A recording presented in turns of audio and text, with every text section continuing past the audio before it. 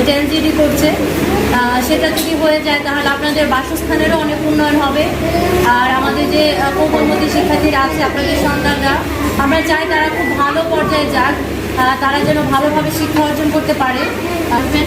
আমরা আপনাদের সহযোগিতায় পাশে আছি এবং দেখেন আমাদের সাথে কিন্তু জেলা পরিষদও আছে।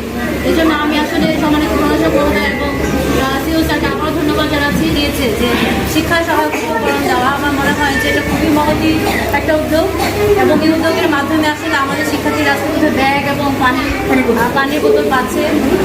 আমরা পৌরসভা আপনাদের জন্য কাজ করতে চাই, কাজ করছি। পৌরসভার প্রশাসক আছে, আমরা জেলা পরিষদ আছি, আমরা এক হয়ে শেরপুর জেলাকে পিছিয়ে পড়া জেলাটাকে কীভাবে এগিয়ে নেওয়া যায় সেভাবে আমরা কাজ করে যাব।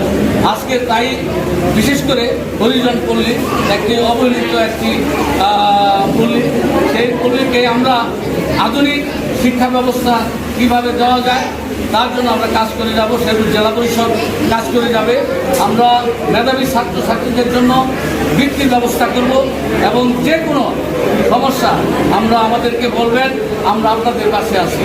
আপনারা সমাজের একটি অংশ, আপনারা ভয় পাবেন না, কোনো কাজে পিছপা হবেন না।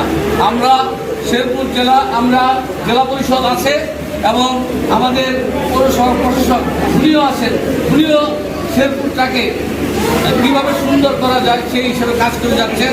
আমার